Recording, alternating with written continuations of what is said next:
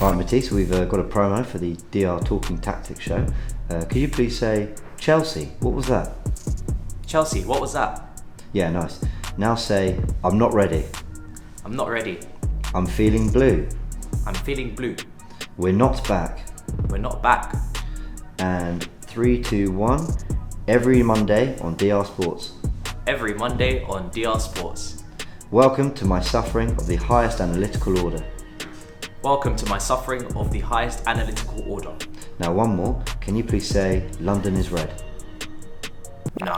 Stop this. What's this? Stop this. No, stop.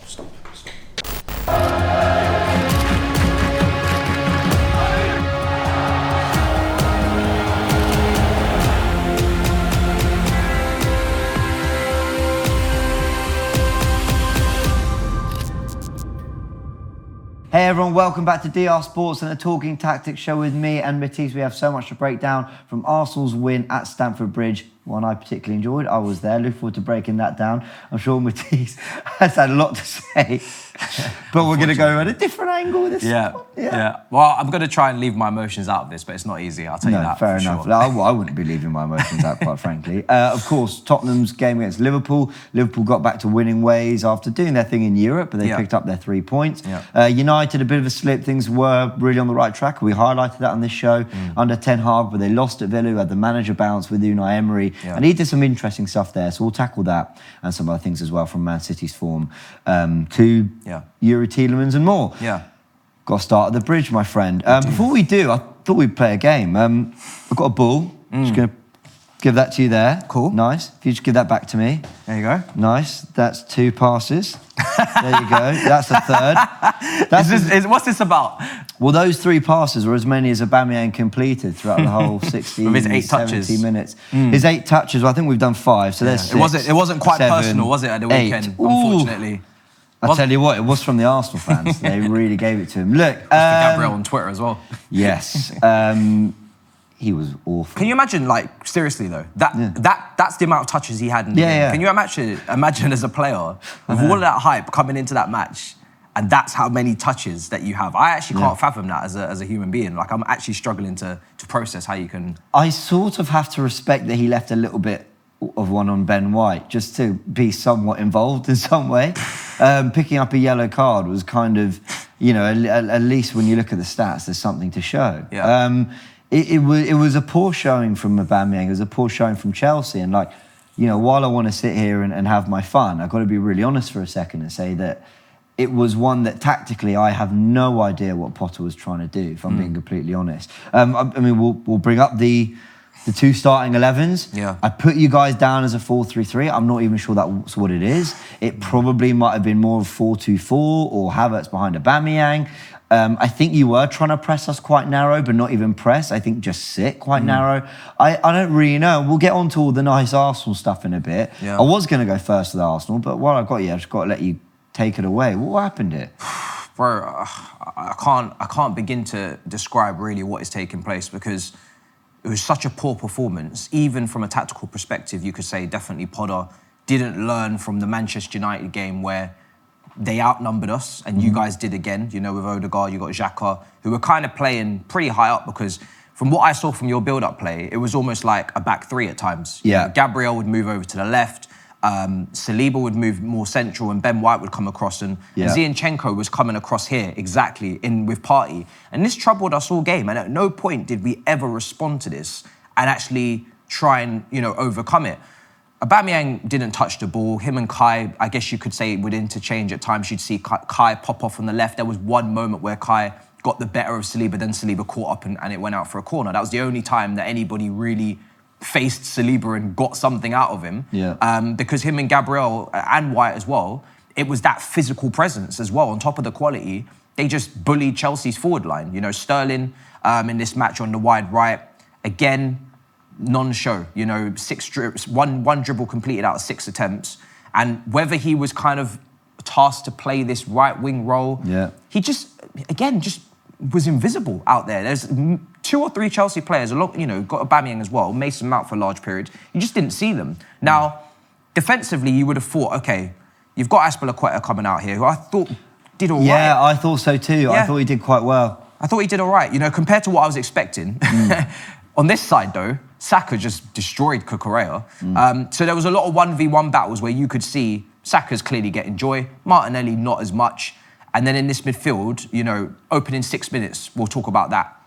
2 passes and they're in. Yeah. And you can see that already for me spoke volumes about the way the rest of this game was going to go. Arsenal are going to dominate possession. They're going to set up in this 3-2 kind of like 5 build-up play. And these guys are going to get into the half spaces, which they did. And Jesus was nutmegging people left, right and centre. And they're just causing problems. Jorginho, from a mobility standpoint, I spoke about before the game, is he going to be able to handle it? I thought he was actually all right. Loftus-Cheek, this would be the 3rd person missing. Just not a single positive part of the game did he really influence. He didn't really do anything. I think he drew 1 foul that I can remember, and that's about it. He was all over the place today. Not today, luckily, yesterday.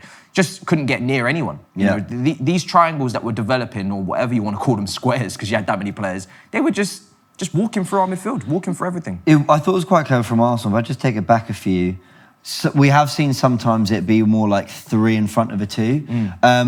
But with kind of Havertz, you know, maybe trying to block the passing lanes to Partey, actually I thought it was quite smart of Arsenal just to get that extra man in Zinchenko, which is why I believe he was, I suppose you could say, rushed back, hasn't played for a month. And he comes straight back. He didn't get any minutes in the Europa League and he's straight back into the team. So clearly Arteta felt that was crucial. And I think what I found really strange from a Chelsea perspective was you didn't press.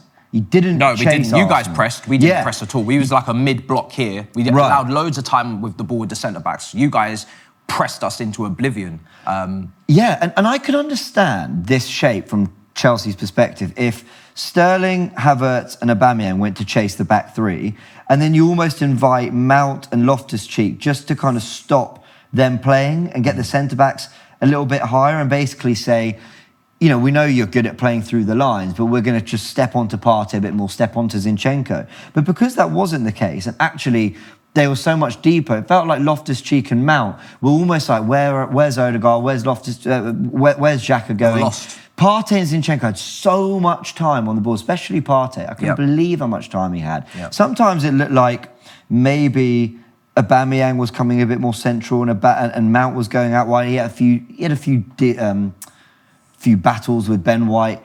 But generally, I came away from it honestly not knowing what Chelsea were trying to do. And that really surprises me because Graham Potter is renowned for his ability to mix things up tactically in games. And yet I came away going, I don't really know what their plan was. 2 players, because obviously in hindsight, there's a lot of changes I would make.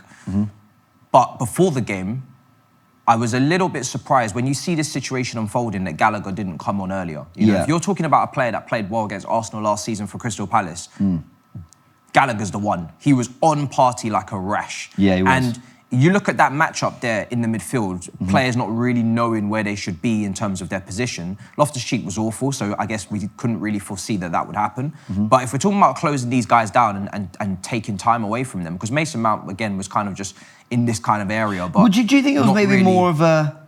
Is that a fairer... Yeah, maybe at times, yeah. Sometimes you could see... Mason Mount and Kai were kind of switching places. But it wasn't like the way him and Gallagher did against Wolves. It was kind of like they're switching places just to switch places at times, but there was no real direction or actual purpose to what they were doing. So, yeah, we just looked lost. But Sterling, again, you know, how could he not have come off earlier? Did he know whether he should track Zinchenko, kind of stay out wide? He didn't really know. It did feel like, and the question was posed to Potter after the game, they didn't really look like they know what they were doing. But tactics aside as well, it was a very emotionless performance. Right. It didn't feel like a London derby. Arsenal were able to just bop the ball about 1-0, 0-0, didn't matter.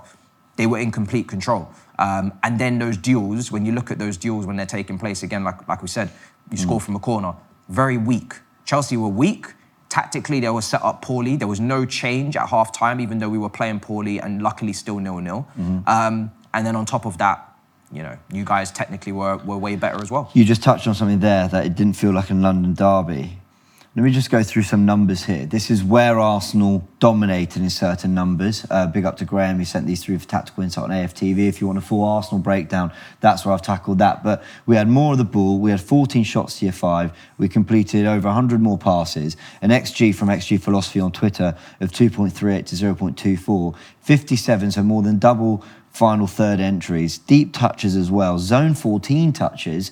interceptions, clearances, defensive stats as well as passes per defensive action. This wasn't just Arsenal having more of the ball and creating lots of chances. It was actually just showing more hunger and desire in every department. They wanted to defend better than Chelsea. Little Thiago Silva and Azpilicueta came out with loads of credit because of actually, well, maybe not on the goal for Thiago Silva. We'll talk about that in a sec. But generally, Arsenal just had a better desire. And at one point, I was kind of looking around going, is this Stamford Bridge? I was so confused. It was, even when the scrap happened at the end. It was pointless. It was like... It was a sad scrap because it was trying to almost force it in a way. Yeah. Game's already over. You should have been scrapping from minute one. I thought in this game we saw the vital importance of Mateo Kovacic not playing. Yeah. Because whether he maybe couldn't play 45, he could only play 15, maybe that's low. So that's the only reason I can imagine why Potter took so long to bring him on, because outside of that, it was clear to everybody watching that Kovacic needed to come on at half-time. First phase, he's better than Loftus-Cheek.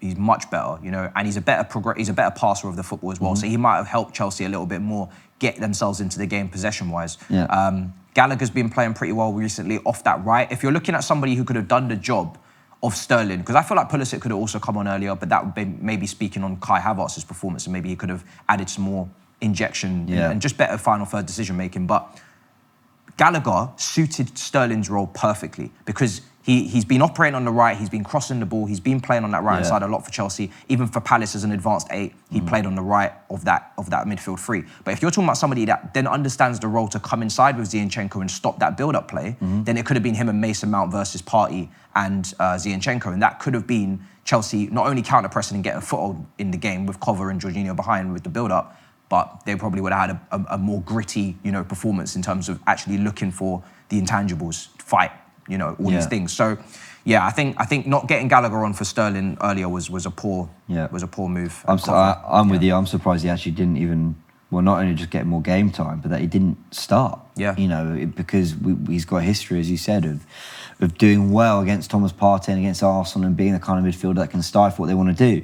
As I mentioned on AFTV, guys, I haven't recreated the goal because look at this cluster mess. I mean, what am I meant to do with it? But what I did kind of try and do is put players as close to where they were as possible and really just highlight how on the goal, while everything starts as a complete mess and you're thinking, how is Saka's cross ever going to get through to that? Yep. Bit of credit to Arsenal in that Saliba, who's there, Partey, who's there, and Gabriel's towards the back, and Martinelli's there as well. They start to pull away as Saka's running to take the cross, and Gabriel's making his way to the back post. Yep. Havertz has to deal with that at the back post. I know everyone's talking about Cucurella and Xhaka and the way he was holding him. Yes, it was bad, I agree. But Havertz has to deal with that at the front post. Saliba goes there just to create some carnage. I'm not even sure he touches the ball. And then it gets to Gabriel, who's at the back post, to put it away. But, I mean, shocking goal to concede. Awful. I mean, there's a picture going around online of Cucurella hugging Xhaka, not trying to play the ball, get involved or anything. He's just hugging him. So that's his job, is to just hug him. You could easily say that that's potentially even a penalty as well, because that's just pure obstruction. There's no attempt to get the ball there. But they don't deal with it at the front post, and there's enough bodies there. You've got Thiago Silva, who doesn't get it clear, Kai Havertz, and it just makes its way through, and Gabriel's there to stick it in. So, but listen, I think Chelsea, they're lucky that this is all it took, because it could have been more. Jesus had the shot before that led to this corner, saved by Mendy. Jesus had the header as well, which he really should have done better. I saw that he was leading for big chances missed. He had a good game, Jesus, and this is partly why maybe I wanted him at Chelsea over Aubameyang, because Jesus was involved in this game. Yeah. He was involved. He was nutmegging. He was very much involved. Yes, the finishing was poor, but he had a positive impact on the game and on the team. Yeah. Whereas Aubameyang, who you'd say is the better finisher, wasn't involved, and that's the striking difference between the two players. But with that header, he should have scored that. That was a brilliant ball in. He should have, and it was a lovely bit of football as well on the edge of our area to play through, and it got the Arsenal fans really going, because, I mean, we were singing all day anyway, but when we saw that, and we just knew that we were coming to the bridge and really trying to play our football, and it's been a long time since I've been able to say that about Arsenal. So final words on Arsenal for me, I just want to say, I mean, how proud I am of the team. Yes, I'm an Arsenal fan. Yes, it's great doing this, but, to go to Stamford Bridge, to go away to a big six side like that and play the way we did for 90 minutes, even in that last half an hour, hell, even the last 5 minutes where Chelsea should have put it on us at 1-0 down, we tended to have you pinned. And Brozier did some nice stuff and Gallagher had a moment, but otherwise we kept Chelsea where we wanted them. And I've got to give big credit to, I mean, I could say anyone, but Saliba, Gabriel and Partey, I just felt were at the core of everything, and everything just kind of came from them. Yeah. Those three did their jobs immensely and everyone else was able to feed off it. Yeah. White, superb as well. Zinchenko clearly important. What more can I say about Xhaka this season? But I just felt through those three, Arsenal were able to get a foothold in the game. Yeah. And they saw it out and they defended magnificently as well. Yeah, no, they were really good. It was a top of the league performance. That's what it was. It was. It really was. You know, yeah. it's not like as if this was 1-0 and it could have went either way. Arsenal dominated from minute 0 to minute 90.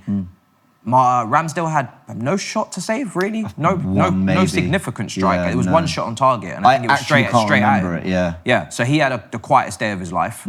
And yeah, in every aspect, Arsenal just dominated. It was very. I wouldn't even say it was humbling because I think Arsenal were favourites coming into the game, but it was quite shocking that Chelsea were played off the pitch like that. Yeah, it is. What next for Chelsea, I suppose? Who have you got next week? Newcastle away. It's a tough one. And Man City in midweek. But I mean, it is very early for Potter, and this is where Chelsea fans are going to have to be patient, you know, and trust me, I've been there, you know. He is a top manager, Graham Potter, and he'll learn from this. And, you know, like the Man United game when things weren't going well, he did address it and he made those changes. I think the key for Potter will be, is he as ruthless as Arteta? Because Arteta's been very ruthless at Arsenal. He's got rid of Aubameyang, he's got rid of, Ozil, he's got rid of Guendouzi even when people wouldn't agree. Arteta has had the backing of the board and Edu to do that, but he's been ruthless within himself to say, I'm getting rid of X, Y, Z, and I'm bringing in A, B, C. And if Potter is too cuddly, too nice, publicly, I'm not going to read too much into it. He's going to say that they gave everything. They didn't give everything. That was very clear. Yeah, but I agree. If he's too cuddly, cozy behind the scenes and he's not ruthless with this team and gets out the players that have to be removed and isn't, you know, even like a Loftus-Cheek, right? How old is he? 27, 28? Is he that old? He's old, bro. Maybe he's 26. Maybe I'm over-exaggerating. But the point is, he's not a kid anymore. In my head, he's 23. He's not a kid anymore. It's very clear that Chelsea should have a better starting midfielder in that role than Loftus-Cheek. Now, you could say he's a squad player. He is a squad player. Kante's injured, and Jorginho, you know, maybe is getting on. They need to rectify that midfield, and they need to be ruthless in that midfield. And that doesn't mean giving out nice contracts to, you know, players that are about to approach 30 that haven't really done the business in recent years. Yep, fair enough. He's going to have to be ruthless, Potter. Let's talk about Conte, Tottenham, and Jurgen Klopp's Liverpool getting back to winning ways in the league. I wanted to talk about Liverpool because we've been here and we've kind of... I've not been able to watch as much of Liverpool recently, what's been going wrong, but we talked about this 4-3-3/diamond/ you made the point about Salah getting into better areas, and he's got 2 goals again. Yeah. And I think that's 14 for the season now. So, you know, Mo Salah is very much doing his thing. But the thing I like about this system, just talk about Liverpool for a second, is if we move them up the pitch into a situation in which they might have the ball, so Konate's got the ball. What I do like about what Klopp's kind of engineered here, it's not that different to things we've seen before. So, for example, we've seen that midfield 3 start. Even last season before Elliott's injury, they were playing a lot. And we've seen Salah off the right or as a right forward. The thing I quite like, though, about Liverpool here is the amount of flexibility they've got on that right-hand side. And I think it kind of goes a little bit under the radar, just quite how unpredictable it is for a defender like Sessegnon to deal with. Yeah. Yes, you look at probably Trent overlapping. That's kind of what you're used to seeing.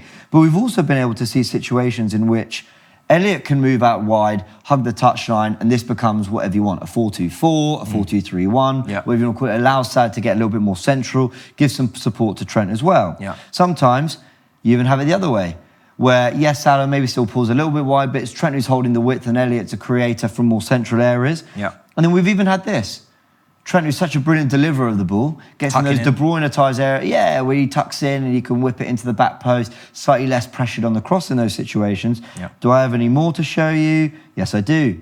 Of course, it's when Salah hugs the touchline, something we've seen a little bit more, I believe Liverpool fans tell me, since Pep Linders has come in, but I'm not sure. And that's pretty much it. So there's a real flexibility to this system, which I think makes it really difficult for Tottenham, and why Liverpool were able to have some really good moments, especially in that first half. This man's crucial for me. Yeah. Huge. It's good to see him back in the team and playing in that central striker / false 9 position because he just links up everything so well. So many times Liverpool had lovely build-up play, gets punctured punctured into Firmino, and then he's able to keep it moving. And Nunes is not such a central figure, but he's still getting chances. He got quite a few chances in this game. I think he hit the bar. Yeah. I thought he played really well, actually. He was I good. wanted to go through his numbers in a sec. Really direct and just a different type of winger, because he's not really a winger, he's a striker. Yeah. But he, even for Benfica, he played on the left a lot. And I was hoping that Klopp would maybe move him out here, take him out of the engine of the team, which is really these four, linking up, getting involved in possession and helping to knit things together, and just let him do what he needs to do, which is get on the end of things, crash the box, and not be the epicenter of Liverpool in terms of their build-up play. And Firmino was huge. Salah, back amongst the goals. Both the goals, he's on the end of it. It's a great chip over the goalkeeper. I don't think anybody's really questioned his finishing during this period. No, that's it. You're right. It's been more about his overall involvement during the match when it's not in the penalty box, when it's not about putting the ball in the back of the net. But Tottenham, once again, slow starters, and that's what happens when you play against a real team. I mean, they've been getting away with it for weeks. I watched them in Marseille against Marseille midweek, and they genuinely were awful to watch in the first half. They were absolutely horrendous. And a bit in the second. Yeah. Better second. But... Same with Bournemouth last week. You know, horrendous. They go 2-0 down, and this time their lucks ran out. And we knew that it was unsustainable for them to keep playing games in the manner that they have in the beginning. I know they got injuries. You know, you can see here, Kulusevski's not here. There's no Richarlison, there's no Son. Kulusevski did help when he came on. With a key pass and helped obviously assist Kane, but it's not good enough to start games in the manner that they have. And this time, you know, it caught up with them. That's 1 point in 4 games against the Big Six, and it was that very undeserved late equaliser against Chelsea at Stamford Bridge that got it. You are right, though, to mention their halves. I mean, what a story this is. Look at this. Their first versus second halves, okay? This is goals scored and goals conceded. Yeah. 2-3, 3-3, 4-4. So they're 9-10 down in terms of first half goals. In the second half, though, how about this for a change? From the last half hour of games, they are, well, I'm trying to do some really quick math. They're 14-4 up, 18-8 in the second half of games. Yeah. I mean, how do you explain that? Yeah. And I think... Is it a mindset thing? It has to be, because clearly from a is. technical standpoint, they're able to impose themselves in matches. Against Marseille in the second half, when they found out they were going out, they stepped up and they started to play a bit better. They weren't great, and they took obviously a last-minute winner, but they were better. They were much better. They were starting to be on the ball. I don't know what it is. It must be a mindset thing. I don't know if it's Conte instructing them to be more passive on the football when they're in the first half. I don't know. But it's a running pattern, it's a running theme, and I think they were questioned on it after the game, and I think Kane said, listen, they need to sort it out because they can't continue. I have a theory. I don't think it is just that in the second half they take a while to get going and then they find their rhythm and then they're suddenly good. I don't think it's that. And I know it's coming from an Arsenal fan, and Tottenham fans might not appreciate hearing it, but I think it's purely that when they're losing, they hit the panic button. Because they had an awful first half against Man United, went in 0-0, came out, same thing in the second half. You know, United get the goals. They didn't respond. It wasn't like, oh, we're going to be proactive and deal with the problem before we concede a goal. Same at the Emirates. They started terribly. They got their way back into it to 1-1. Got a penalty, that was deserved, but they had some moments. They were okay in that first half. Second half, we get the early goal. It wasn't like they'd responded. I don't know how to explain. That's, you know, because we get the goal and we were all over them in that second half up until the red card. I don't think it's just, oh, you know, we suddenly switch on and we get better, you know, as the game goes on. I think it's when they're losing, they've got no choice. We have to go for it now. It's panic shackles are off almost. Yeah, well, we're losing, so we've got to do something. May as well, You know, I think it's too kind to basically say they just grow into it. I don't think it's tactical. I think it's just panic. I think it's just panic. And Conte want to address that. I don't think Conte's going in at half-time thinking, yeah, I'm happy with the way first halves are going, the way we're starting matches. You know, I'm listening to a lot of Tottenham creators say that there's something to applaud in the way Tottenham have been able to find a way to get themselves back into that game, and I completely agree. They have been able to claw themselves back into games. That's something Arsenal haven't done well over the last few years. So trust me, I know that that's not an easy thing to do. But at the same time, that's not a good trend at all. No, it's not. I think for me, Conte's really got to take a look at his midfield because I think Bentancur and Højbjerg have been really good, but Suma's still really not looking like the same player we saw at Brighton. When I was looking at his metrics last season, he wasn't the most progressive passer in the world. I'll say that to put it nicely. He wasn't. That wasn't part of his game. And you can see even with Brighton, they've almost improved in that area. Even though he was great for Brighton, he was dominating massive games at Stamford Bridge, against Liverpool as well. But McAllister has shown that. Can pass that ball, it's Caicedo as well. So they need to look at that midfield and maybe, we've been saying it so many times, do they need a creative midfield? And we know Conte's never going to go for that. But, how are you meant to really put your stamp on tempo-wise if you haven't got dictators in midfield? You've got guys that are good off-the-ball runners, I would say. Højbjerg and Bentancur have shown that they can get goals in this team, but none of them have shown that they can really set a tempo for a match and knit things together and be like, this is going to be the game where we dominate possession or we go on the front foot. And like you said, until they're chasing, that's when it doesn't really seem to matter. Son, Richarlison and Kulusevski all couldn't start. Kulusevski only just fit enough for the bench. Came on, made a massive difference. I thought, got the assist and looked lively. He's a good player. That's 6 goals and 12 assists in his 30 games for Tottenham, so he's had a real impact. We know he was one of the key reasons why they went up that little bit of a level and got over the line for top 4. Now he's back. You expect to see a different Tottenham, especially when it comes back to after the World Cup. Maybe they add a player or two. They've got Son, Richarlison to come back. You do feel like, for everything we said about Tottenham and the style of football, they are going to be far more efficient and effective and dangerous once they get these players back. I think he's crucial. He's a lot more creative. He's got a pass in him. He can cross the ball really well off that right hand side.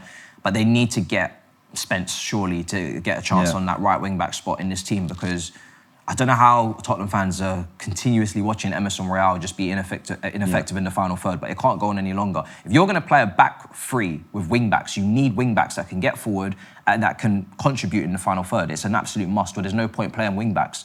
And Conte, of all managers, should know that. He's literally, this is his formation. He loves his formation. He's used it at Juve, he's used it at Chelsea. If you're going to play Emerson Royal, you've got to go surely back to a back four and take that over-reliance on him going forward off of him and say to him, look, you're just got to defend, kind of like a Wan-Bissaka almost, and just say to him, we just need you to defend and we're not going to ask you to do anything outside of your jurisdiction.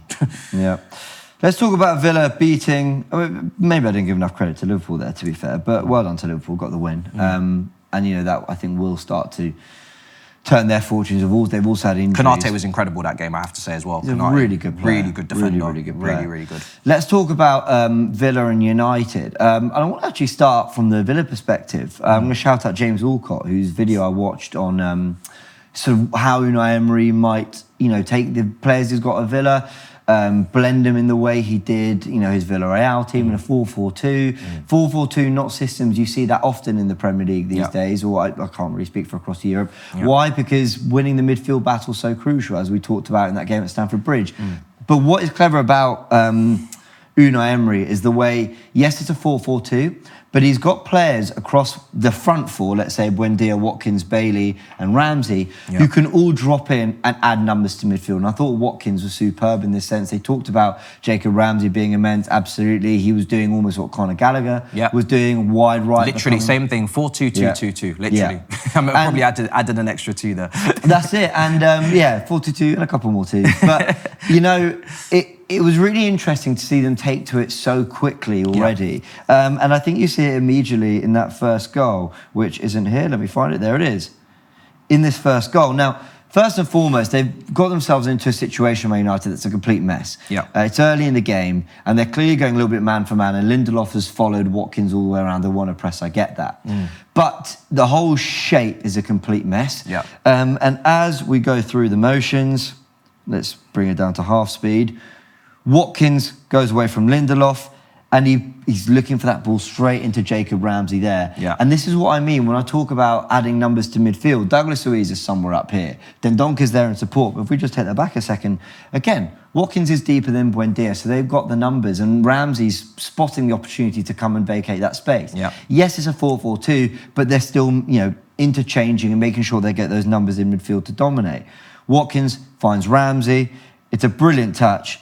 And as Ramsey takes that touch, Bailey senses, I can run a goal here and be on for that ball in behind.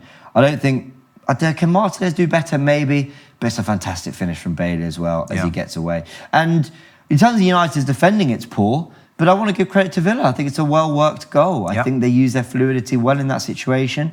And what a lovely finish from Bailey. It was probably in from a tighter angle than that. By the way, it wasn't Martinez in goal, it was De Gea. So if you spotted that, well done. Martinez, that's the Villa goalkeeper. Yeah, lovely, well-worked goal for an own goal for Villa. Well done. But no, look, it's a lovely bit of football there. And it is. United, though, poor there. Yeah, I think for Villa, it's a nice setup that suits them because we spoke about it when they had a really good performance after Gerrard was sacked. And they went back to having two holding midfielders and it kind of released the attacking players to kind of do their thing. And that's similar here. And it's the same too, Dendoncker and Luiz. Exactly. And then on top of that, you've got Ramsey and Buendia, like you mentioned, who can slot in. But again, that box that I spoke about a few games ago with you know, creating that square in midfield, it just allows you to just get in between the half spaces and dominate. And one little moment have we spoken about Man United is Eriksen not being able to track people and we saw it in the Manchester derby for one of the goals, not being able to track people as effectively as he maybe needs to. Fred maybe would have been a better option in terms of scenarios like this. We know Eriksen's been really good this season in terms of his passing and obviously build-up play, but Ramsey just, you know, getting in behind there, and once Casemiro's out of it, they've got an easy way through. But Leon Bailey, and obviously with the free kick, we saw Lucas Digne, incredible free kick, he's back as well. And I was speaking about that left-hand side and how that could be very, very deadly. But getting Leon Bailey closer to goal in that forward two, and he pulled off to this left-hand side and scored. He was involved in previous matches, in that game again as well, where Gerrard was sacked and they had a really good response. They looked like 70s Brazil. Leon Bailey on this left-hand side, almost acting as like a Leroy Sané. He's really good at crossing the ball. He's really good at creating chances. He's really good at shooting as well. His goal scoring for Bayer Leverkusen was really strong before he made the switch. And he's a very good player. And it's good to see him back in form because I think for Aston Villa, when he first came in, we didn't really see the best of him. We were thinking, well, what's happened to this guy? He was linked with all the big clubs when he was in form at Leverkusen. Then obviously Diaby comes in and there's a few players that have kind of maybe stepped ahead of him in the pecking order.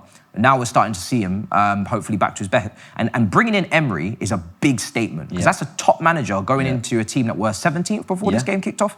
That just speaks volumes about how this league is. You know, you can have a manager of the caliber who's won the amount in Europe that Emery's won.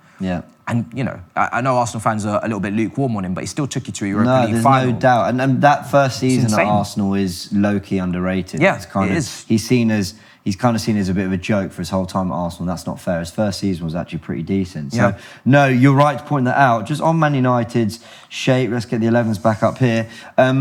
Just quickly, on the United perspective, I think that's an imbalanced midfield three. I don't...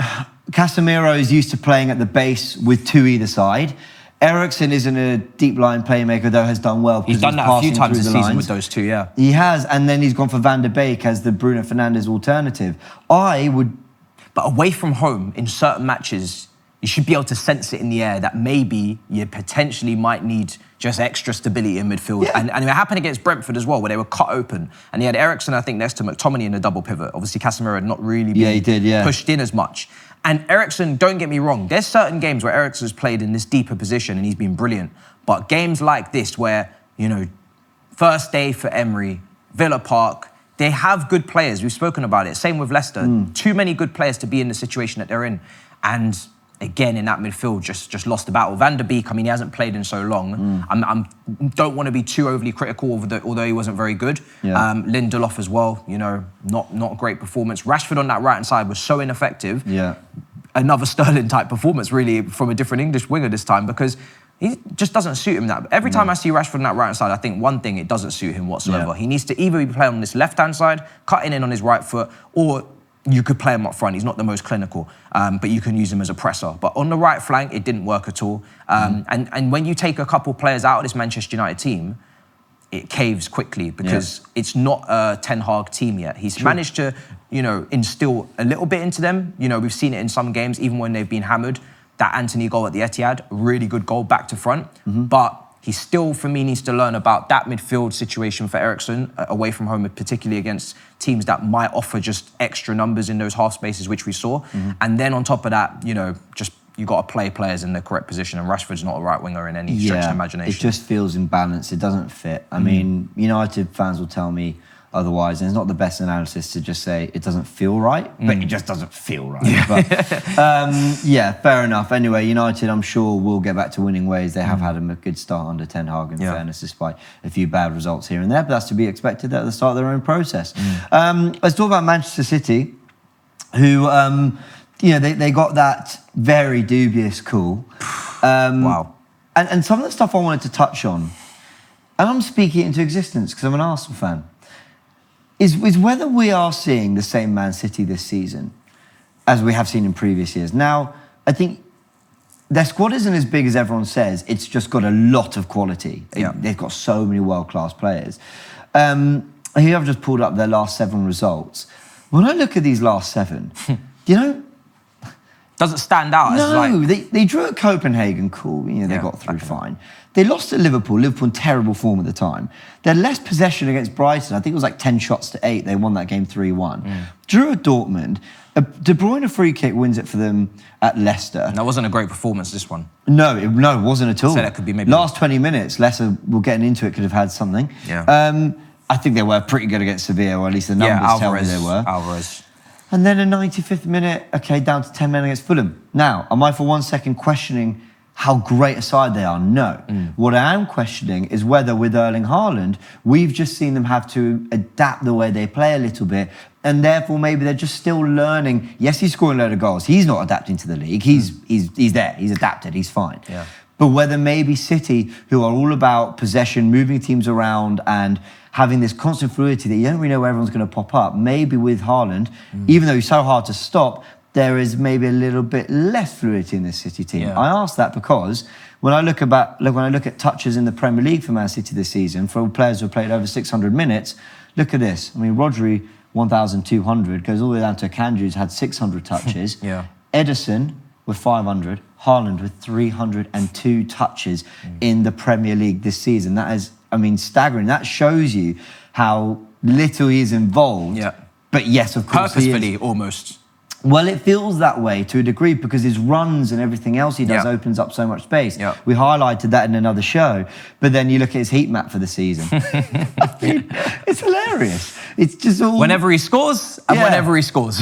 Honestly. He's got to take the kick off and he's got to put the ball in the back of the net. It's unbelievable. I mean, what is that? How? But do you know what? I would not want to see them use him any other way because he's not... I know. He's not a Gabriel Jesus or Firmino where you want him dropping into these areas, linking up play.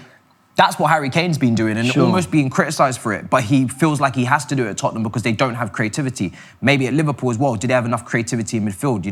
Outside of Thiago when he's been quite injury prone, you could say Henderson, over the years, Wijnaldum, it's not been a creative midfield. It's been more of a midfield that's meant to cover the wide spaces for the fullbacks and be industrious. And at City, he doesn't have that issue because there's so many creators on that pitch. His job is literally just to be here and even here. The fullbacks are basically number 10s. Literally. Cancelo, for the red card, defensively, we're starting to see quite a lot. It's been spoken a lot about Trent, but Cancelo defensively has been pretty average. And he gets sent off, looked like a very silly decision from him. You don't want Haaland anywhere else. Score the goals, take the kickoffs. And that's what he did in this game. He got the penalty and put it in the back of the net. But I think Man City are one of those teams that they're charging. They're charging right now. And they don't always start seasons brilliantly. World Cup's coming up. Maybe players are seeing other players, maybe their friends drop down in terms of injuries. We're seeing so many injuries going into this World Cup. I'm starting to think this World Cup, we're not even going to see first 11s. We're going to see B teams. Pogba, Kante, everybody's teams are being ripped open. Timo Werner, even in other leagues. Maybe the City players are just trying to get through this period, get to the World Cup, and then when they come afterwards, maybe they'll come out all guns blazing. But it's not been your normal City, and we saw that against Leicester. There's no Haaland. What do we do now? Do you know what I mean? But I think their brains were kind of wired to play the way they were playing.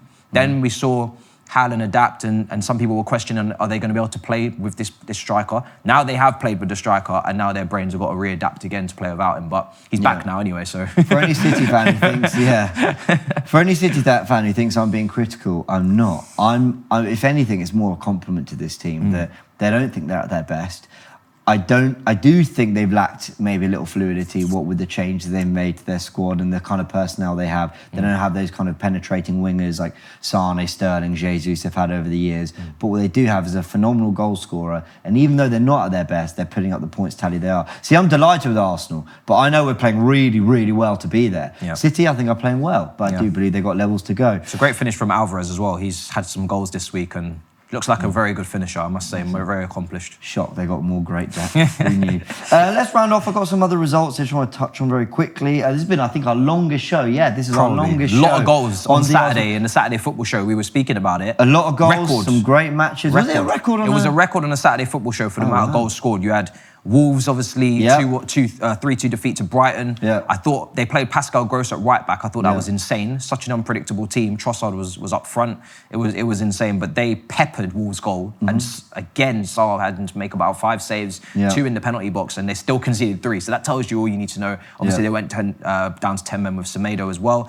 Leeds 4-3 against Bournemouth. Yeah. Anarchy from 2 teams that, Leeds obviously trying to push on from their win at Anfield, but the points were needed. I should have said it with Chess a while ago. Stick with Jesse Marsh. I believe there's a good manager there. He said they were unlucky and they weren't picking up the points maybe they deserve, and now they're starting to get the rubber to green maybe a little bit. Yeah. You had Nottingham Forest, Brentford as well, 2-2. Goals flying in, last-minute equaliser. Gibbs White finally starting to repay that 45 million price tag with a goal as well. Imagine he cost the same as Jesus. It's insane, isn't it? There was just goals flying in. Newcastle, Newcastle, Almiron, another lovely goal, lovely touch and finish. I thought as well, West Ham, 8th defeat of the season at home to Palace. I know you like what Palace are doing. I really like what Vieira's doing. Well, Palace are like one of those teams that you can't really ever predict what they're going to do. No. They could have a really bad day and it will go under the radar if they lose like a 3-0 to Everton or something. But then Palace can turn up against anyone. They have the quality to do that, and obviously we've seen it with them at times. But West Ham, maybe something to keep an eye on, whether we need to worry about them a little bit more. Because, 8 defeats in the season. What was that, 13, 14 played? Yeah. That would be poor. They'll be very disappointed with that, actually. That part of the table is very tight. Yeah. Bottom half, 11th. Brentford. Have you got it there? Yeah. It's 8 defeats, right? They're on 14 points and it's not showing me the defeats, but I'll have a quick look while you go through the rest. I mean, they're 15th in the league. A win would have taken them into the top half. Yeah, just below the top half. They would have been in 10th position. So that's the gap between Brentford down to Nottingham Forest is only 6 points, and that's 11th down to the bottom. So it's really tight. 6 points between them for 10 teams. So, I think for West Ham, Moyes could be under some pressure. If they behind the scenes could get a more progressive attacking manager potentially who knows how to coach this level of footballer that he's dealing with the Paquetas, the Scamacas, etc. That his job could be under some risk, because obviously we've seen Hassan who already sacked at Southampton as well. So people are starting to pull the trigger, and obviously the World Cup, this would be presenting the perfect break to get a new manager starting after the World Cup. After the season, at Wolves, after the break. So sackings are coming. Yep. Guys, this has been me and Matisse on DR Sports Talking Tactics. Painful one from Matisse, but fair play. You turned up. Aubameyang didn't. And Arsenal have managed to get the win and return to the top of the league despite a very soft penalty on City. But you know what? You're right. They're charging, and they are going to be charging for the title. So Arsenal, do some business in January. Beat Wolves, please. Man United, first defeat in a while, but we know what they're trying to do. Unai Emery stamping his authority on Villa very, very quickly as well. They definitely look very quickly a much improved side. Liverpool as well, getting the win at Tottenham. And listen, I do think as much as I love trolling Tottenham, we both do. Once they get some players back, I do think we'll see. Yeah. And by the way, we would have loved to have touched on those games, that the madness that's happened on Saturday, but unfortunately, all 3 p.m. kickoffs. Sort it out. When's this 3 p.m. blackout going to end? I mean, early kickoff, you could have slotted one of them in. So many goals, 18. Didn't see any of them live. I know, I'm with you. The scheduling, that's a whole other discussion. Maybe a show for DR Sports. Maybe a round table talk. Who knows? This has been a record show, as was Saturday Football Show with all the goals. It has for how long this show is, and I'm just longing it out, and I'm dragging out even longer because production are in the background, just wondering when I'm finally going to end it. Yeah. Should we end it now, Matisse? I think we should. All right, we'll put you out of your misery. Thanks for joining. Can I get another touch of the football, maybe? Yeah, of course, yeah. Haven't had enough touches. This will be more than Aubameyang had all Sunday. Whoa, there we go. Well, wow. There you go. He's just matched his record in 30 seconds. See you later.